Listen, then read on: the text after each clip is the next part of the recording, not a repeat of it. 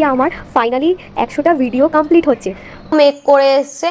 তো যাই হোক, আমাদের কেনাকাটা করে সন্ধ্যেবেলা চলে গেলাম বড় বাবার মন্দিরে পুজো দিয়ে নিতে। যেহেতু বললাম যে ছাতুর পরোটা করি, ছাতুর পরোটা দিয়ে রসুনের আচার। হ্যালো সবাইকে, চলে এসেছে আরও একটা নতুন ব্লগ নিয়ে। তো আজকে হচ্ছে আমার 99 ব্লগ। তো কালকে গিয়ে আমার ফাইনালি 100টা ভিডিও কমপ্লিট হচ্ছে। তো দেখতে দেখতে অনেকটা দিনই পেরিয়ে গেল আর কি। তো দেখা যাক আরও, মানে আপনারা যদি সাপোর্ট করতে থাকেন এইভাবেই, তো আমি আরও 365 দিনের চ্যালেঞ্জ নিয়ে আসছি নেক্সট। তো আশা করি আপনারা দেখতে থাকবেন আর এইভাবেই সাপোর্ট করতে থাকবেন। প্লিজ চ্যানেলটাকে ফলো করে নিন, সাবস্ক্রাইব করে দিন আর অবশ্যই কমেন্ট করবেন। তো চলে এসেছি এই নতুন ব্লগে। তো সকাল সকাল উঠে চা ফা খেয়ে নিলাম, খেয়ে তারপরে চলে গেলাম স্নান ধুতি করে পুজো দিয়ে নিতে। তো পুজো দেওয়া কমপ্লিট করে নিচে গিয়ে আবার রান্নার প্রিপারেশন করে নেবো। আজকে ভাবলাম ওই সহজ উপায় আর কি, ডিমের অমলেটের ঝোল, ভাত আর আমের চাটনি দিয়ে খেয়ে নিলাম। খেয়ে তারপরেই দেখছি মেঘলা মেঘলা করে এসছে। তো আমি ওকে বললাম চলো রেডি হয়ে নিই।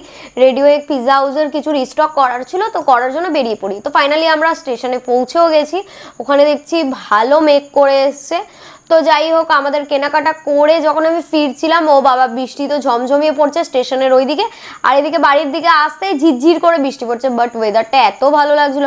তারপরে সন্ধ্যেবেলা চলে গেলাম বড় বাবার মন্দিরে পুজো দিয়ে নিতে, যেহেতু আজকে শনিবার। তো পুজো দিয়ে ফিরে এসে তারপরে ভাবলাম একটু চা করে নিই। চা দিয়ে আজকে নোনতা বিস্কুট খেয়ে নিলাম। খেয়ে টেয়ে তারপরে রাতে ভাবলাম কি করব, গোপাল ভাঁড় দেখে নিচ্ছিলাম।